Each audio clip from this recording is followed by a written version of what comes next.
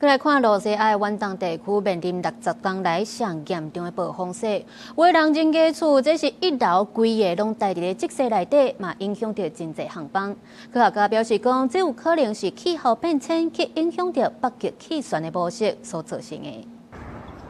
大路两边的雪砍甲数公尺悬，踩伫路边的交通灯号，即马煞变做是落地看板。附近徛家一楼变做是地下室，居民出入就爱先挖出一条路。停伫咧后院的汽车嘛已经互大雪砍掉。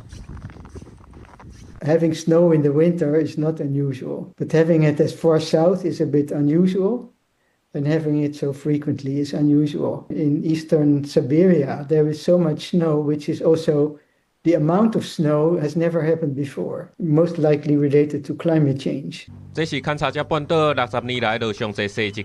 根据气象站资料，1月顶半月部分地区落雪超过2公尺悬，也若12月是3.7公尺悬。这波冬季强烈寒流扫去到亚洲、东西比利亚和欧洲，可能是气候变迁影响北极气流有牵连。 Arctic is warming like, twice as fast or even faster than the rest of the globe. This is the reason why the temperature structure of the entire atmosphere is changing because of climate change.